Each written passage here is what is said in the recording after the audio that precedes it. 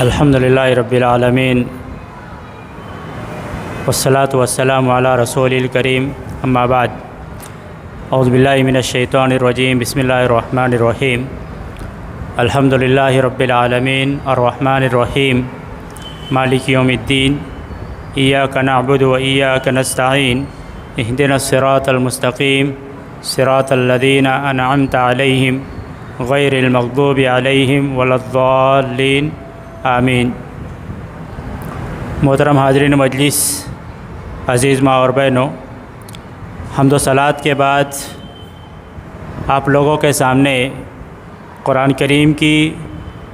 سب سے مشہور و معروف صورت اور نبی کریم صلی اللہ علیہ وسلم کے فرمان کے مطابق سب سے عظیم صورت پڑھی گئی، جسے ہم اس کے مشہور نام سورۃ الفاتحہ کے نام سے جانتے ہیں۔ اللہ کے رسول صلی اللہ علیہ وسلم نے اپنی احادیث کے اندر اس کے اور کئی نام بتلائے ہیں، اور علماء محدثین نے اور علماء مفسرین نے ہر نام کی الگ مناسبت اور اس کے معنی اور مفہوم کی وضاحت کی ہے۔ سورۃ الفاتحہ اپنے آپ میں ایک عظیم صورت ہے، اور اس کی عظمت کے لیے نبی کریم صلی اللہ علیہ وسلم کا فرمان ہی کافی ہے کہ آپ صلی اللہ علیہ وسلم نے اسے سب سے عظیم صورت قرار دیا، اور اللہ رب العالمین نے اپنا عظیم انعام بھی قرار دیا۔ اللہ تعالیٰ نے سورۃ الحجر میں ارشاد فرمایا کہ وَلَقَدْ آتَيْنَاكَ سَبْعًا مِّنَ الْمَثَانِي وَالْقُرْآنَ الْعَظِيمِ، کہ ہم نے آپ کو 7 بار بار دہرائی جانے والی آیتیں اور قرآن عظیم عطا کیا ہے۔ تو یہ سورۃ الفاتحہ ہے جو ہر نماز کی ہر رکعت میں پڑھی جاتی ہے۔ مولانا آزاد رحمہ اللہ نے اس سورت کی تفسیر ام الکتاب کے نام سے کی، اور اس سورت کی تفسیر میں آخر میں خلاصے کے طور پر انہوں نے جو باتیں بیان فرمائی، اس میں ایک بات یہ ذکر کی کہ اس سورت کی اہمیت کے لیے اتنا ہی کافی ہے کہ یہ سورت چند چھوٹے چھوٹے آسان الفاظ پر مشتمل ہے، چند چھوٹے چھوٹے جملوں پر مشتمل ہے، چند آسان کلمات پر مشتمل ہے۔ یہی وجہ ہے کہ اللہ رب العالمین نے اس سورت کو اس قدر آسان بنایا کہ چھوٹے سے چھوٹا بچہ بھی قرآن کریم کی جو سورت سب سے پہلے یاد کرتا ہے وہ یہی سورت ہے۔ اس سورت کے حوالے سے علماء مفسرین نے بڑی تفصیلات بیان کی ہے۔ اس سورت کا ایک نام ام القرآن ہے، یعنی قرآن کی ماں، اور اہل علم نے اس بات کو ذکر کیا کہ یہ ام القرآن اس اعتبار سے ہے کہ اللہ رب العالمین نے قرآن کریم کے اندر جتنے موضوعات کو تفصیل کے ساتھ جا بجا بیان کیا ہے، تو ان تمام تر موضوعات کو اشارتاً اور اختصار کے ساتھ اس سورت کے اندر لا کر جمع کر دیا گیا ہے۔ اس سورت کا ایک نام اللہ کے رسول صلی اللہ علیہ وسلم نے الصلاۃ بتلایا ہے، یعنی نماز، اور صحیح مسلم کی وہ مشہور روایت جس میں اللہ کے رسول صلی اللہ علیہ وسلم نے ارشاد فرمایا کہ اللہ تعالیٰ ارشاد فرماتا ہے قسمت الصلاۃ بینی و بین عبدی، کیا میں نے نماز کو میرے اور میرے بندے کے درمیان تقسیم کر دیا ہے۔ اس سورت کا آدھا حصہ اہل علم کے اقوال کے مطابق الحمدللہ رب العالمین سے لے کر ایاک نعبد تک اس سورت کا آدھا حصہ اللہ تعالیٰ کی حمد و ثنا، اللہ تعالیٰ کی عظمت و کبریائی، اللہ تعالیٰ کی تعریف و توصیف پر مشتمل ہے، اور اس سورت کا باقی کا آدھا حصہ وَإِيَّاكَ نَسْتَعِينُ سے لے کر غیر المغضوب علیہم ولا الضالین تک یہ دعا پر اور بندے کی حاجات اور ضروریات پر مشتمل ہے۔ اس سورت کے اندر کئی اہم باتیں مذکور ہے، جس کو شیخ الاسلام محمد بن عبد الوہاب رحمہ اللہ نے ایک کتابچہ تحریر کیا جس کا نام تھا بعض فوائد الفاتحہ، یعنی سورہ فاتحہ کے بعض فوائد، اور اس کی شرح سعودی کے مشہور عالم علامہ صالح الفوزان حفظہ اللہ نے کی، اور اسی شرح سے متعلق بعض اہم باتیں آج کے درس میں بیان کرنا مقصود ہے، اس لیے کہ یہ سورت ہم ہر نماز میں پڑھتے ہیں، ہر نماز کی ہر رکعت میں پڑھتے ہیں، اور سنن ہو، نوافل ہو، فرض ہو یا اس کے علاوہ کوئی اور نماز ہو، ہر نماز کی ہر رکعت میں اس صورت کو پڑھنا اللہ کے رسول صلی اللہ علیہ وسلم نے ضروری قرار دیا ہے۔ لہذا جب ہم ہر نماز میں یہ صورت پڑھتے ہیں تو اس کے اندر بیان کی گئی باتوں کا جاننا، اس کے معنی اور مفہوم کا سمجھنا اور اس سے حاصل ہونے والے فوائد کا علم رکھنا ہمارے لیے اس اعتبار سے ضروری ہے کہ یہ نماز کی روح کہلاتی ہے۔ اس لیے کہ جب ہم کسی بھی صورت کو، قرآن کے کسی بھی حصے کو اس کے معنی اور مفہوم کے ساتھ پڑھیں گے تو نماز کی کیفیت الگ ہوتی ہے،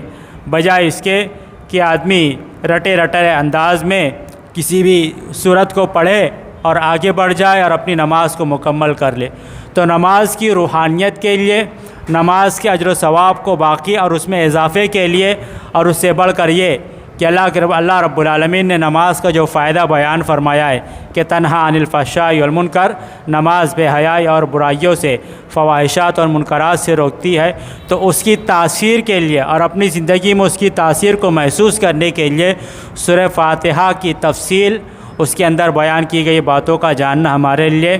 ضروری بھی ہے اور اہمیت کا حامل بھی ہے اور مفید اور نفع بخش بھی ہے۔ اس صورت کی ابتدا میں اللہ رب العالمین نے ارشاد فرمایا الحمدللہ رب العالمین، تمام تعریفیں اس اللہ کے لیے ہے جو سارے جہان کا پروردگار ہے۔ پھر فرمایا الرحمن الرحیم، وہ پروردگار جو بڑا مہربان اور بہت رحم کرنے والا ہے۔ مالک یوم الدین، اور وہ پروردگار جو بدلے کے دن کا، جزا کا دن کا مالک ہے۔ اس صورت کی ان ابتدائی 3 آیتوں میں کئی اہم باتیں مذکور ہیں۔ سب سے پہلی بات یہ کہ ان پہلی آیت کے اندر اللہ رب العالمین نے عبادت کی ایک اہم بنیاد کو بیان کیا ہے۔ ان تینوں آیتوں میں عبادت کی 3 اہم بنیادیں بیان کی گئی ہیں۔ پہلی آیت میں اللہ رب العالمین نے فرمایا کہ تمام تعریفیں اس اللہ کے لیے جو سارے جہان کا پروردگار ہے۔ تو اس آیت کے اندر محبت کا بیان ہے۔ محبت عبادت کی بنیاد ہے، عبادت کا رکن ہے، عبادت کی اساس ہے۔ ہم جو بھی عبادت اللہ رب العالمین کی کرتے ہیں، ہم کو عبادت کی خاطر پیدا کیا گیا، تو جو بھی عبادت کرتے ہیں تو اس عبادت کو کرتے وقت ایک عابد کے دل میں، عبادت کرنے والے کے دل میں عبادت کی بنیادوں کا پایا جانا ضروری ہے۔ اور عبادت کی پہلی بنیاد ہے محبت، یعنی ایک عبادت کرنے والا اپنے معبود سے بے پناہ محبت کرتا ہو، بے پناہ لگاؤ رکھتا ہو، ایسی شدید محبت اپنے پروردگار سے، اپنے معبود سے کرتا ہو کہ جیسی محبت کسی اور سے نہیں کرتا۔ اسی لیے اللہ رب العالمین نے اہل ایمان کے بارے میں ارشاد فرمایا کہ والذین آمنوا اشد حبا للہ، کہ مومنین تو وہ ہیں جو اللہ تعالیٰ سے سب سے شدید محبت رکھتے ہیں۔ سب سے سچی محبت، سب سے خالص محبت مومنین اگر کسی سے کرتے ہیں تو اپنے پروردگار سے کرتے ہیں، اللہ رب العالمین سے کرتے ہیں۔ کیوں محبت کا بیان ہے اس آیت کے اندر؟ اس لیے کہ اللہ تعالیٰ نے فرمایا کہ تمام تعریفیں اللہ کے لیے ہے۔ تمام تعریفیں اللہ کے لیے کیوں ہیں؟ اس لیے کہ وہ تمام خوبیوں کا مالک ہے۔ تمام احسانات، تمام انعامات، تمام طرح کے فضل و کرم، تمام طرح کی نعمتیں اللہ رب العالمین ہی نے عطا کی ہے، لہذا تمام طرح کی تعریف اسی کے لیے ہے۔ اور جو شخص جس قدر احسان کرنے والا ہوتا ہے تو اس سے اسی قدر محبت کی جاتی ہے۔ اگر ہم دنیا میں اپنے روزمرہ کی زندگی میں اپنے تعلقات والوں میں جائزہ لیں تو فطری طور پر ہمیں اس شخص سے سب سے زیادہ لگاؤ ہوتا ہے جس کے سب سے زیادہ احسانات ہمارے اوپر ہوتے ہیں۔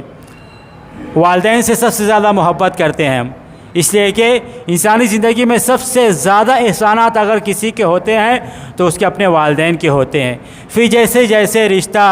دور ہوتا جاتا ہے، احسانات میں کمی آتی جاتی ہے تو محبت میں بھی کمی آتی جاتی ہے۔ اگر ہم کسی کے بارے میں یہ سن لیں کہ فلاں شخص بڑا خیرخواہ ہے، فلاں شخص بڑا فیاض ہے، وہ بہت لوگوں کو بانٹنے والا ہے، بہت عطا کرنے والا ہے، تو ہم صرف کسی کے بارے میں سنیں اور وقتی طور پر اس کے دل میں ایک طرح کے محبت کے جذبات ہمارے دل میں پیدا ہو جاتے ہیں۔ تو اللہ رب العالمین تو تمام انعامات کا عطا کرنے والا ہے، تمام احسانات کو دینے والا ہے، اور ہر طرح کے شر اور فتنے سے بچانے والا ہے، لہذا وہ تمام تعریفوں کا مستحق ہے اور سب سے زیادہ محبت کے لائق ہے۔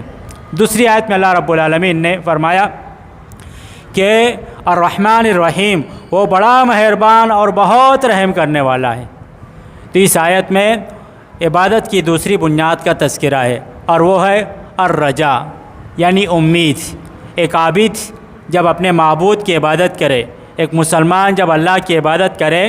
تو اللہ تعالیٰ سے بہت زیادہ امید بھی رکھے۔ سب سے زیادہ امید اگر کسی سے کی جائے گی یا کرنا چاہیے تو اللہ تعالیٰ کی ذات ہے۔ اللہ تعالیٰ سے زیادہ امید کسی اور سے نہیں لگانی چاہیے، اللہ تعالیٰ سے زیادہ امید کسی اور سے نہیں رکھنی چاہیے۔ اور الرحمن الرحیم کہہ کر اللہ رب العالمین نے عبادت کی دوسری بنیاد کو بیان کیا، وہ اس طرح سے کہ اگر ہم روزمرہ کی زندگی میں کسی شخص کے بارے میں یہ جانیں کہ فلاں شخص بہت سیدھا سادہ ہے، بہت رحم دل ہے، یا پھر اسکول اور تعلیم کی زندگی میں طلبہ اپنے اس استاد سے، اس ٹیچر سے فطری طور پر زیادہ لگاؤ رکھتے ہیں جو رحم دل ہوتا ہے، جو بچوں کی غلطیوں کو نظر انداز کر دے، بچوں کی غلطیوں پر انہیں سزا نہ دے، بچوں کی غلطیوں کو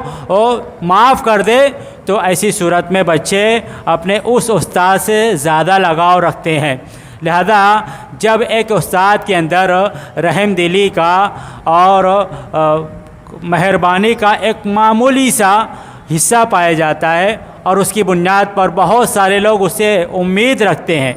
غلطی ہو جائے بچوں سے، بچے کچھ غلطی کر بیٹھے، ان سے کوئی خطا ہو جائے تو خطا ہونے کے بعد بھی وہ اپنے استاد سے یا اپنے اس بڑے سے یہ امید رکھتے ہیں کہ ہمیں معاف کر دے گا، یہ ہمیں سزا نہیں دے گا، ہماری غلطی پر گرفت نہیں کرے گا۔ کیوں؟ اس لیے کہ وہ بہت رحم کرتا ہے، وہ بڑا مہربان ہے۔ تو اللہ تعالیٰ کی ذات سب سے زیادہ مہربان ہے، وہ ارحم الراحمین، وہ رحم کرنے والوں میں سب سے زیادہ رحم کرتا ہے، اس کی رحمت بہت وسیع ہے۔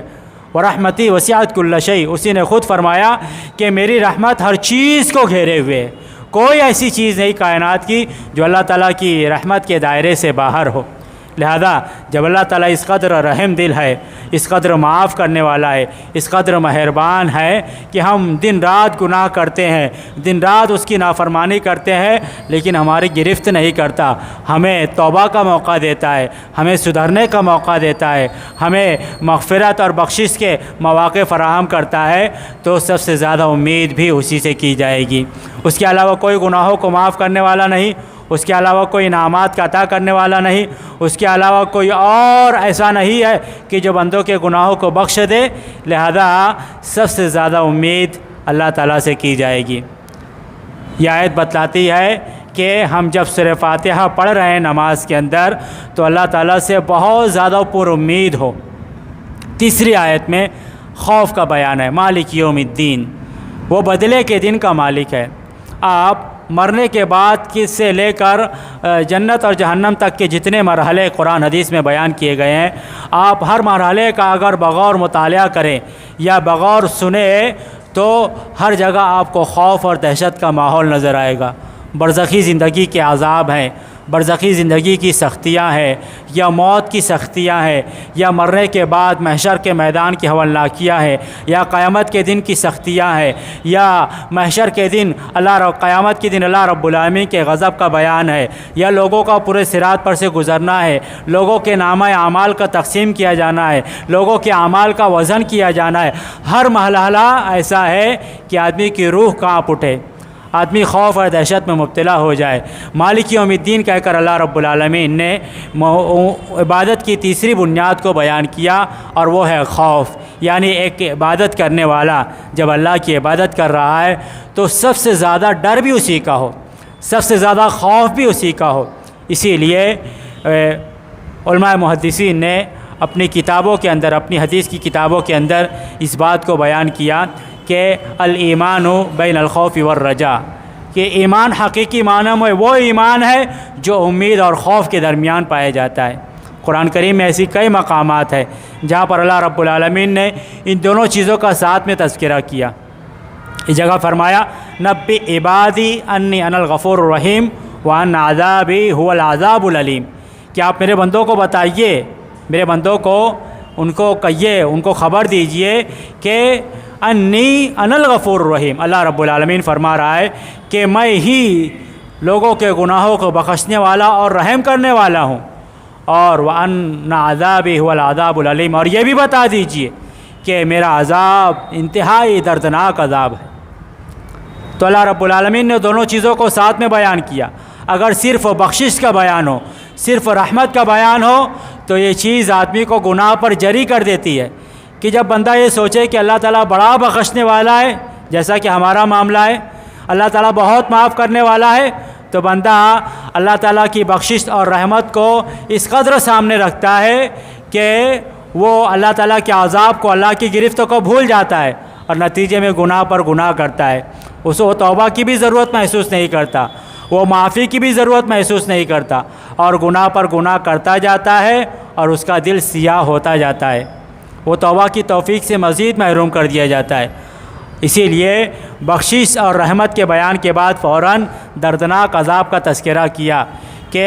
کہیں بندے میری بخشش اور میری رحمت کو سن کر گناہ پر جری نہ ہو جائیں، اور پھر اس کے بعد عذاب کا تذکرہ کیا کہ میرا عذاب بہت دردناک عذاب ہے۔ تو یہ اس بات کو بیان کرتا ہے کہ بندہ اللہ تعالیٰ کے عذاب سے ڈرے، اللہ تعالیٰ کی سزا کا خوف، اللہ کی پکڑ کا خوف اپنے دل میں رکھے۔ جب سزا کا خوف ہوگا تو بندہ گناہ سے رکے گا، اور اگر صرف سزا کا تذکرہ ہو، صرف اللہ رب العالمین کے عذابات کا تذکرہ ہو، تو پھر یہ چیز بھی آدمی کو گناہ پر جری کر دیتی ہے، کہ بندہ جب سوچے کہ اللہ تعالیٰ چھوٹے چھوٹے گناہوں کی اس قدر سخت پکڑ کرنے والا ہے، اللہ کا عذاب اتنا خطرناک ہے، اللہ کا عذاب اس قدر دردناک ہے، تو پھر نیکی کر کے، عبادت کر کے فائدہ کیا؟ نتیجے میں آدمی گناہ کی طرف چلا جاتا ہے۔ لہذا اللہ رب العالمین نے ان تینوں بنیادوں کو ذکر کیا، یعنی جب ہم اللہ کی عبادت کر رہے ہیں تو اللہ تعالیٰ سے بہت زیادہ محبت بھی رکھیں، اللہ تعالیٰ سے سب سے زیادہ امید بھی رکھیں، اور اللہ تعالیٰ کا سب سے زیادہ ڈر اور خوف بھی ہمارے دلوں میں ہو، تو پھر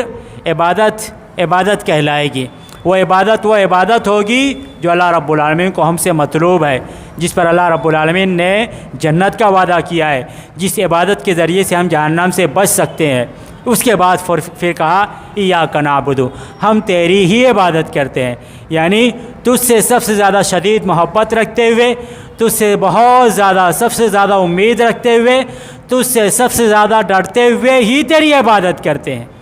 اور پھر اس کے بعد فرمایا وَإِيَّاكَ نَسْتَعِينُ، جب ہم تیری عبادت کرتے ہیں، تجھ سے ڈرتے ہیں، تجھ سے امید اور لو لگائے ہوئے ہیں، تجھ سے محبت رکھتے ہیں، تو ہم تجھ سے مدد چاہتے ہیں، ہم تجھ سے مدد کا سوال کرتے ہیں۔ اس صورت کے ان تینوں آیتوں میں اللہ رب العالمین کی حمد و ثنا ہے، اور اس صورت کے اندر دعا کا طریقہ اور دعا کا ادب بھی بتلایا گیا ہے، اس لیے کہ جب بندہ اللہ رب العالمین کے سامنے اپنے ہاتھوں کو دعا کے لیے اٹھاتا ہے تو وہ دو طرح کی دعائیں کرتا ہے۔ ایک ہے دعا عبادت، جو اللہ تعالیٰ کی حمد و ثنا، اللہ تعالیٰ کی تعریف، اللہ تعالیٰ کی بڑائی، بزرگی، عظمت و کبریائی پر مشتمل ہے، جو اللہ رب العالمین کو بہت پسند ہے۔ اور دوسری عبادت ہوتی ہے، دوسری دعا ہوتی ہے دعائے مسئلہ، دعائے حاجہ، یعنی بندہ اللہ کی حمد و ثنا اور تعریف کو بیان کرنے کے بعد بندہ اللہ رب العالمین کے سامنے اپنی حاجات کو، اپنی ضروریات کو، اپنے مسائل کو رکھتا ہے کہ اب میں نے تیری حمد و ثنا بیان کی، تیری تعریف بیان کی، تیری بڑائی بیان کی، تیری عظمت و کبریائی کو بیان کیا، اب میری ایسی ایسی حاجتیں ہیں، میری ایسی ایسی ضرورتیں ہیں، میرے ایسے ایسے مسائل ہیں۔ تو دعا کا طریقہ اور دعا کا ادب بھی بتایا گیا کہ پہلے بندہ اللہ کی حمد و ثنا بیان کرے، پھر اس کے بعد اپنی حاجات اور ضروریات کو اللہ کے سامنے رکھے۔ تو اس صورت کے اندر پہلے اللہ کی حمد و ثنا کا بیان ہے، پھر اس کے بعد دعائے حاجت کے طور پر بندے کی سب سے زیادہ شدید، سب سے زیادہ اہم، سب سے زیادہ ضروری حاجتوں کا بیان ہے، اور وہ کیا ہے؟ اہدنا الصراط المستقیم، ہمیں سیدھے راستے کی رہنمائی فرما، صراط مستقیم کی رہنمائی فرما۔ اہدنا یعنی ہمیں ہدایت دے، ہدایت کا ایک مطلب ہوتا ہے بتا دینا، یعنی کوئی راستہ بھٹکا ہوا آدمی ہم سے کسی راستہ کا پتہ پوچھے تو ہم اس کی رہنمائی کر دیں، ہم اس کو صرف بتا دیں کہ فلاں فلاں جگہ جا کر آپ اپنی منزل تک پہنچ سکتے ہو، یہ بھی ہدایت ہے۔ اور ایک ہدایت ہے کہ باقاعدہ صحیح راستے پر پہنچا دینا، صحیح راستے پر گامزن کر دینا۔ اس آیت میں اللہ رب العالمین سے صراط مستقیم کی ہدایت کا سوال ہے۔ یہاں ایک سوال یہ اٹھتا ہے کہ ایک بندہ مسلمان ہے اور مسلمان ہونے کے ساتھ ساتھ وہ نماز بھی پڑھ رہا ہے اور وہ اللہ تعالیٰ سے ہدایت کا سوال کر رہا ہے، صراط مستقیم کا سوال کر رہا ہے، تو اس کا کیا مطلب ہے؟ اس کو پہلے سے ہدایت ملی ہوئی ہے، اس کو اسلام کی بھی ہدایت ملی، اسلام کے بعد نماز پڑھنے کی، اللہ کی عبادت اور بندگی کی بھی ہدایت مل گئی۔ پھر اس ہدایت کے دوران، ہدایت کے ملنے کے بعد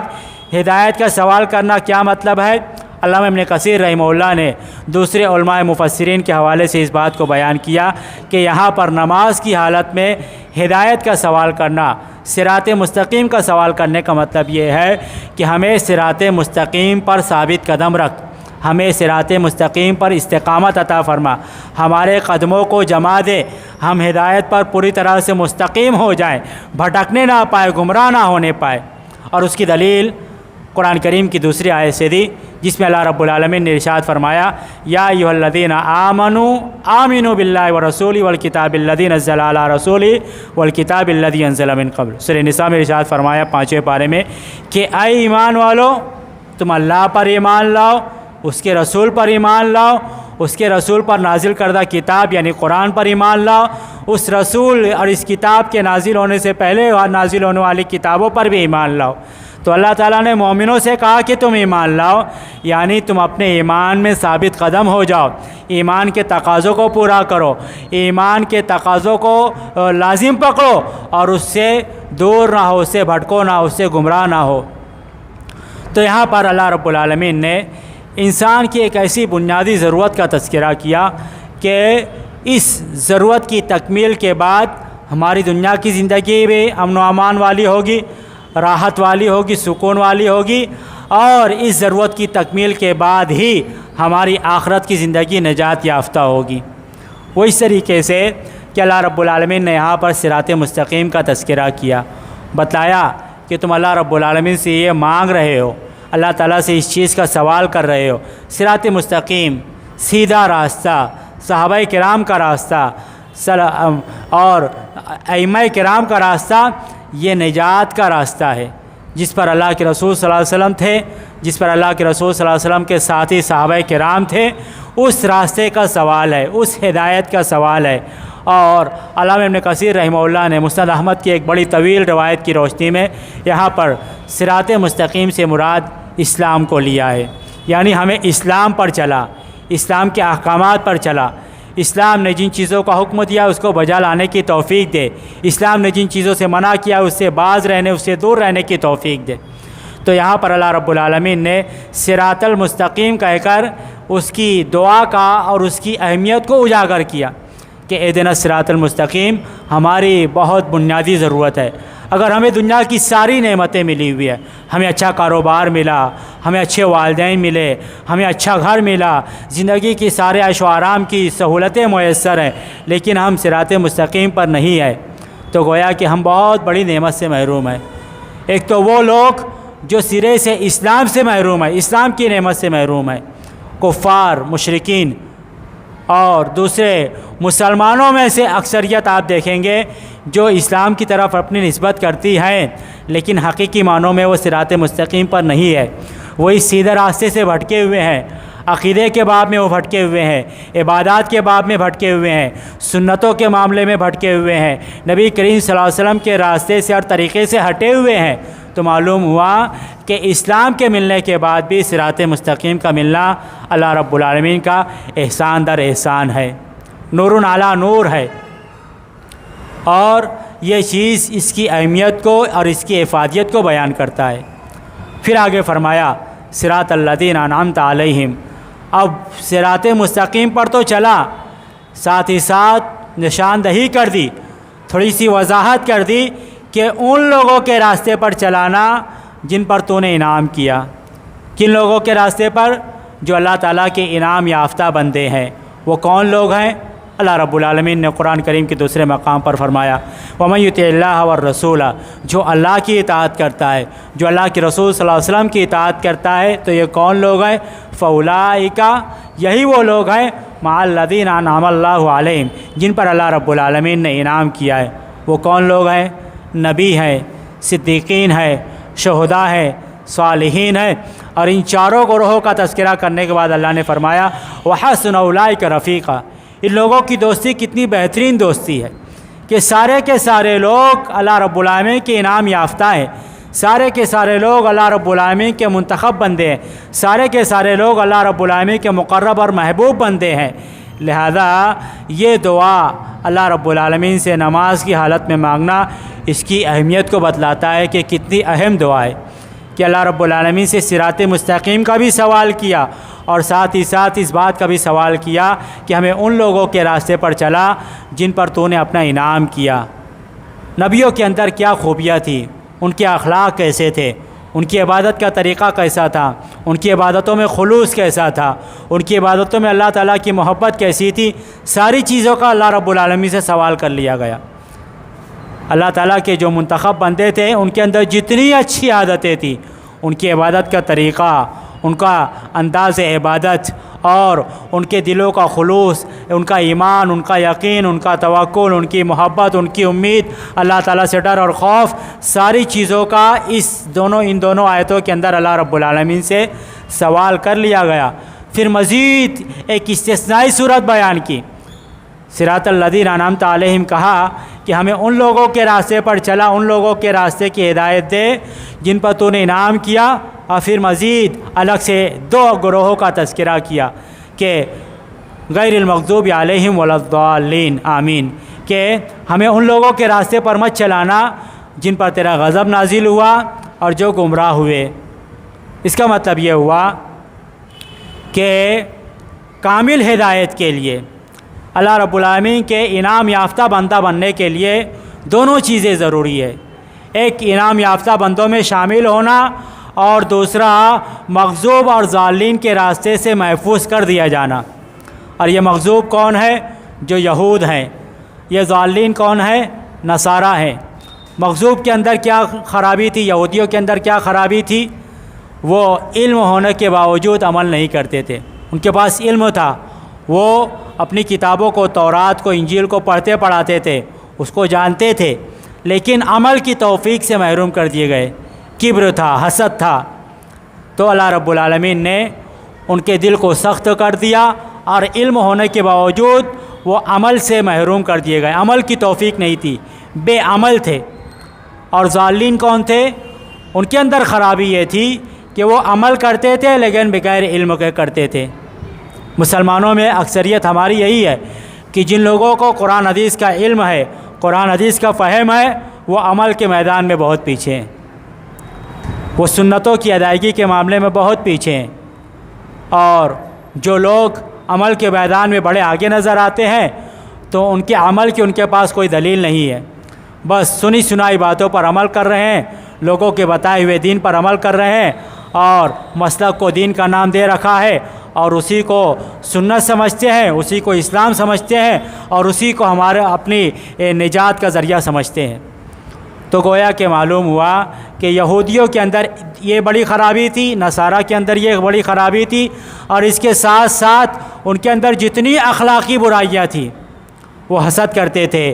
وہ انبیاء کرام کے مخالفین تھے، وہ انبیاء کرام کو قتل کرتے تھے، وہ انبیاء کرام کی شدت کے ساتھ مخالفت کیا کرتے تھے۔ اس کے علاوہ اور بہت ساری خرابیاں، جو اخلاقی برائیاں تھیں، جو عقیدے کی برائیاں تھیں، جو عبادات کی برائیاں تھیں، اور ان کے اندر جتنی بھی عمل کے نام پر، علم کے نام پر جتنی گمراہیاں تھیں، ان ساری چیزوں کا ان دونوں آیتوں میں لا کر جمع کر دیا گیا کہ ہمیں ایسی تمام خرابیوں اور برائیوں سے ہماری حفاظت فرما جو یہودیوں کے اندر اور جو نصارہ کے اندر، عیسائیوں کے اندر پائی جاتی ہے۔ علامہ صالح الفوزان حفظہ اللہ نے اس سورت کی شرح میں بعض اہم باتیں ذکر کی ہے۔ پہلی بات یہ کہ انہوں نے بتلایا کہ اس سورت کے اخیر میں اللہ رب العالمین نے 3 گروہوں کا تذکرہ کیا ہے۔ پہلا گروہ منعم علیہ، جن پر اللہ تعالیٰ کا انعام ہوا۔ دوسرا مغضوب جن پر اللہ تعالیٰ کا غضب نازل ہوا، اور تیسرا گروہ ضالین جو سیدھے راستے سے گمراہ ہو گئے۔ تو اللہ رب العالمین نے ان تینوں گروہوں کا تذکرہ کیا، اور ان تینوں گروہوں میں پہلے گروہ کا تذکرہ بطور فضیلت منعم علیہ کا تذکرہ کیا، جن پر اللہ تعالیٰ کا انعام ہوا۔ اس کا مطلب یہ ہوا کہ یہود جو علم کے باوجود عمل نہیں کرتے تھے، نصارہ جو بغیر علم کے عمل کرتے تھے، تو منعم علیہ وہ گروہ ہے جس کے پاس علم بھی ہے اور جس کے پاس عمل بھی ہے، یعنی ان کو قرآن حدیث کا علم بھی ملا ہے اور اس علم پر عمل کرنے کی توفیق سے بھی بہراور کیے گئے ہیں۔ یہی وہ لوگ ہیں جو منعم علیہ ہیں، اللہ تعالیٰ کے انعام یافتہ بندے ہیں۔ اس کا مطلب یہ ہوا کہ اگر ہم اللہ تعالیٰ کے انعام یافتہ بندے بننا چاہتے ہیں تو ہمیں قرآن حدیث کا صحیح علم بھی حاصل کرنا ہوگا اور اس علم پر عمل کر کے دکھلانا بھی ہوگا۔ اسی طریقے سے علامہ صالح الفوزان حفظہ اللہ نے ان آیتوں کی روشنی میں ایک اور بڑی اہم بات کا تذکرہ کیا، اور انہوں نے کہا کہ ان تینوں آیتوں کی روشنی میں ان تمام گمراہ فرقوں کا رد ہوتا ہے جو قرآن حدیث کے راستے سے بہک گئے، بھٹکا دیے گئے۔ وہ کون ہے؟ مرجیہ، قدریہ، معتزلہ، مشرکین، یہود، نصارہ اور صوفیہ۔ اور بطور خاص انہوں نے صوفیہ کا تذکرہ کیا۔ صوفیہ کہتے ہیں کہ ہم اللہ تعالیٰ کی عبادت محض عبادت کے طور پر کرتے ہیں، ہمیں نہ جنت کا شوق ہے نہ جہنم کا خوف ہے، یعنی ہم جنت میں جانے کے لیے عبادت نہیں کرتے اور جہنم سے بچنے کے لیے بھی عبادت نہیں کرتے۔ صوفیہ اس بنیاد پر عبادت کرتے ہیں، یعنی ہمیں نہ جنت کا شوق ہے نہ جہنم کا خوف ہے۔ یہ گمراہی کا راستہ ہے، یہ انبیاء کرام کا راستہ نہیں ہے، یہ اللہ تعالیٰ کے انعام یافتہ بندوں کا راستہ اور ان کا طریقہ نہیں ہے۔ اللہ تعالیٰ کے انعام یافتہ بندے تو وہ ہیں جو اللہ تعالیٰ سے اجر و ثواب کی امید رکھتے ہوئے، اللہ تعالیٰ سے بہترین بدلے کی امید رکھتے ہوئے، اللہ تعالیٰ کی سزا، اللہ کے پکڑ، اللہ کے عذاب سے بچنے کی امید رکھتے ہوئے اللہ تعالیٰ کی عبادت کرتے ہیں۔ اسی لیے پہلے عبادت کی 3 بنیادوں کو بیان کر دیا، محبت، رجا اور خوف۔ پھر اس کے بعد عبادت کا اقرار اور اعتراف ہے، پھر اللہ تعالیٰ سے استعانت ہے یعنی مدد کا سوال ہے، پھر صراط مستقیم یعنی سیدھے راستے کی دعا مانگی گئی، پھر صراط مستقیم کی تھوڑی وضاحت کی گئی کہ ان لوگوں کے راستے پر جن پر تیرا انعام ہوا، پھر ایک استثنائی حالت بیان کی گئی کہ ان دونوں گروہ پر نہ چلانا، ان کے راستے پر نہ چلانا جو تیرے غضب کا شکار ہوئے، جو تیرے سیدھے راستے سے بھٹکا دیے گئے۔ تو صوفیہ کا رد ہے، یعنی اللہ تعالیٰ کی عبادت کی جائے گی تو اللہ تعالیٰ سے اجر و ثواب کی امید ہے، جنت کی طلب ہے، جنت کا شوق ہے، اور جہنم کے عذاب اور اس کی سزا سے بچنے کا ڈر بھی ہمارے دلوں میں ہے۔ اور پھر بطور دلیل قرآن کریم کی اس آیت کو بیان کیا علامہ صالح الفوزان نے کہ اللہ تعالیٰ نے کئی انبیاء کرام کا تذکرہ کیا۔ حضرت ابراہیم علیہ السلام، ان کے دونوں بیٹے اسماعیل علیہ السلام، اسحاق علیہ السلام، پھر یعقوب علیہ السلام، نوح علیہ السلام، ہارون علیہ السلام، سلیمان علیہ السلام، حضرت ایوب علیہ السلام، حضرت یونس علیہ السلام۔ ان تمام انبیاء کرام کا تذکرہ کرنے کے بعد اللہ رب العالمین نے ان کے طریقے کو بیان کیا، فرمایا انہم کانوا یسارعون فی الخیرات، کہ یہ سب سارے کے سارے نبی جن کا گروہ، جن لوگوں کا بھی تذکرہ گزرا سورہ انبیاء 17 پارے میں، تو ان تمام لوگوں کا معاملہ یہ تھا کہ انہم کانوا یسارعون فی الخیرات، یہ سارے کے سارے لوگ خیر کے کاموں میں، بھلائی کے کاموں میں، نیکی کے کاموں میں سبقت کرنے والے تھے، آگے بڑھنے والے تھے اور شوق رکھتے تھے، جذبہ رکھتے تھے۔ وَيَدْعُونَنَا رَغَبًا وَرَهْبًا، اور وہ ہم سے کیسے دعا کرتے تھے؟ رغبت رکھتے ہوئے، امید رکھتے ہوئے، اجر کی امید ہے، جنت کی امید ہے، جنت کا شوق ہے، وَرَهْبًا، اور ہم سے ڈرتے ہوئے بھی، یعنی جب ہم سے دعا کرتے تھے یہ انبیاء کرام تو وہ پر امید بھی رہتے تھے اور ڈرے سہمے بھی رہتے تھے۔ تو صوفیہ کا رد ہوا جو کہتے ہیں کہ ہم اللہ تعالیٰ کی عبادت محض عبادت کے طور پر کرتے ہیں، یہ سراسر گمراہی کا راستہ ہے۔ وہ عبادت کے بدلے میں کسی طرح کا اجر، کسی طرح کا بدلہ نہیں چاہتے۔ صوفیہ اپنی خودداری کو بیان کرتے ہیں، ذرا سوچئے کہ کیا یہی صوفیہ دنیا میں کسی کے ہاں بطور مزدوری کام کریں اور یہ کہہ سکتے ہیں کہ ہم صرف اللہ کی رضا کے لیے مزدوری کر رہے ہیں، ہمیں تنخواہ وغیرہ سے، اجرت وغیرہ سے کوئی لینا دینا نہیں؟ کیا دنیا میں یہ کر کے دکھا سکتے ہیں یہ صوفیہ؟ ہرگز نہیں۔ وہ تھوڑے تھوڑے کاموں کا بھرپور بدلہ چاہتے ہیں، اور انسانی فطرت میں بدلے کی امید رکھی گئی ہے۔ انسان اس فطرت پر پیدا کیا گیا ہے کہ وہ اللہ تعالیٰ کی بھی عبادت کرے، یا دنیا میں اگر کسی کے ساتھ کوئی بھلا کام کرتا ہے تو اچھے بدلے کی امید رکھتا ہے۔ حل جزاء الاحسان الا الاحسان، احسان کا بدلہ احسان ہوتا ہے، اچھائی کا بدلہ اچھائی ہوتی ہے۔ آدمی جب کسی کا یہاں کچھ کام کرتا ہے، مزدوری کرتا ہے، محنت کرتا ہے تو وہ بدلے کی امید رکھتا ہے۔ تو اللہ رب العالمین نے ہمیں اپنی عبادت کی خاطر پیدا فرمایا، تو ہم اللہ کی عبادت کرتے ہیں تو اللہ تعالیٰ کی جنت کا شوق رکھتے ہوئے، اللہ تعالیٰ سے اجر و ثواب کی امید رکھتے ہوئے اور عبادت کرتے ہیں تو اللہ تعالیٰ کا ڈر ہے، اللہ کی سزاؤں کا، اللہ کے عذاب کا ڈر ہے۔ اللہ تعالیٰ نے اپنے نافرمان بندوں، مشرک اور کافر لوگوں کے لیے جو جہنم اور اس کے مختلف قسموں کے انتہائی شدید اور بھیانک عذاب تیار کر رکھے ہیں، اس عذاب سے بچنے کی امید رکھتے ہوئے ہم اللہ تعالیٰ کی عبادت کرتے ہیں۔ یہ سورہ فاتحہ بتلاتی ہے کہ یہ سورہ فاتحہ ہمیں دعا کرنے کا طریقہ سکھلاتی ہے۔ یہ سورہ فاتحہ ہمیں اللہ تعالیٰ سے بہت زیادہ محبت کرنے، اللہ تعالیٰ سے بہت زیادہ امید رکھنے، اللہ تعالیٰ سے بہت زیادہ ڈر اور خوف رکھنے کا سبق دیتی ہے۔ یہ سورہ فاتحہ ہمیں بتلاتی ہے کہ ہم اللہ تعالیٰ کی عبادت کریں تو کس طرح سے کریں۔ یہ سورہ فاتحہ ہمیں گمراہ فرقوں کی نشاندہی کرتی ہے کہ گمراہ فرقے کون کون سے ہیں، ان کے اندر کیسی کیسی گمراہی تھی اور ان سے بچنا کیوں ضروری ہے۔ یہ سورہ فاتحہ ہمیں اللہ تعالیٰ کی انعام یافتہ بندوں کا پتہ دیتی ہے کہ اللہ تعالیٰ کے انعام یافتہ بندے کون سے تھے، ان کی خوبیاں کیا تھی، ان کی کیا اچھی عادتیں تھیں، ان کی عبادت کا طریقہ کیا تھا، ان کے اندر خلوص کیسا تھا، وہ ریاکاری سے کس قدر دور تھے۔ یہ ساری کی ساری باتیں سورہ فاتحہ ہمیں بتلاتی ہے، اور اس سبق کے ساتھ، اس پیغام کے ساتھ بتلاتی ہے کہ ہم بھی اپنے اندر وہ عادتیں، وہ اچھائیاں، وہ بھلی اور بہترین عادتیں اور اخلاق و کردار کی بہترین عادتیں اپنے اندر پیدا کریں جو اللہ تعالیٰ کے انعام یافتہ بندوں کے اندر پائی جاتی تھی، اور ان تمام بری خصلتوں سے، بری عادتوں سے، چاہے اس کا تعلق باطن سے ہو، چاہے اس کا تعلق ظاہر سے ہو، اس سے ہم اپنے آپ کو دور رکھیں جو اللہ تعالیٰ کے نزدیک مغضوب تھے اور ضالین تھے۔ ان کی ساری خرابی، ان کی ساری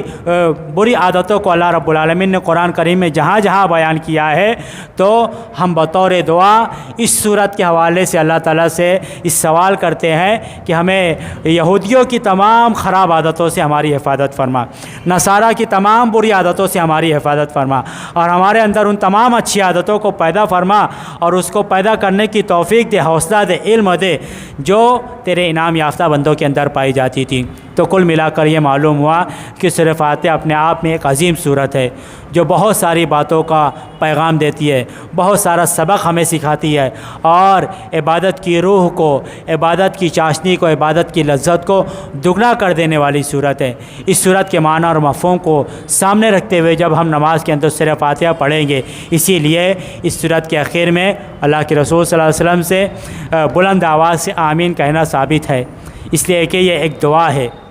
عظیم ترین دعا، ساری دعاؤں کا مجموعہ ہے، اللہ تعالیٰ کی حمد و ثنا کا مجموعہ ہے، اللہ تعالیٰ کی تعریف اور بڑائی اور بزرگی کا مجموعہ ہے، اور اللہ رب العالمین نے خود ہمیں بتلایا کہ اگر تم میری تعریف بیان کرنا چاہتے ہو تو سورہ فاتحہ کی طرح کرو، مجھ سے اگر کسی چیز کا سوال کرنا چاہتے ہو تو سورہ فاتحہ میں جن چیزوں کے جن سوالات کا تذکرہ ہے وہ سوال کرو، وہ تمہارے لیے زیادہ ضروری ہے، زیادہ اہم ہے، زیادہ مفید ہے، اور آخرت کی نجات کے لیے زیادہ نفع بخش ہے۔ اللہ رب العالمین سے دعا ہے کہ ہمیں قرآن کریم کو سمجھ پر پڑھنے کی توفیق عطا فرما۔ سورہ فاتحہ کے حوالے سے جو باتیں آج بیان کی گئی ہے، ان باتوں کو ہمارے ذہن میں تر و تازہ رکھ، ان باتوں کو سامنے رکھتے ہوئے نماز پڑھنے کی توفیق عطا فرما، اور سورہ فاتحہ کی جو روح ہے اسے ہمارے دلوں میں اتار دے۔ سورہ فاتحہ کے حوالے سے جو تجھ سے دعا کی گئی ہے ان دعاؤں کو قبول فرما، اور سورہ فاتحہ کے اندر جن دو گروہوں کا تذکرہ ہے جو مغضوب اور ضالین تھے ان کے راستے سے ہمیں بچا اور ان کے راستے سے ہماری حفاظت فرما، اور تیرے انعام یافتہ بندوں پہ راستے پر چلنے کی توفیق عطا فرما۔ جب تک دنیا میں زندہ رکھ، اسلام پر، ایمان پر، توحید پر زندہ رکھ، ہمارا خاتمہ فرما تو اسلام پر، توحید پر، ایمان پر ہمارا خاتمہ فرما۔ اقول قولی ھذا واستغفر اللہ لی ولکم ولسائر المسلمین من کل ذنب فاستغفروہ انہ هو الغفور الرحیم۔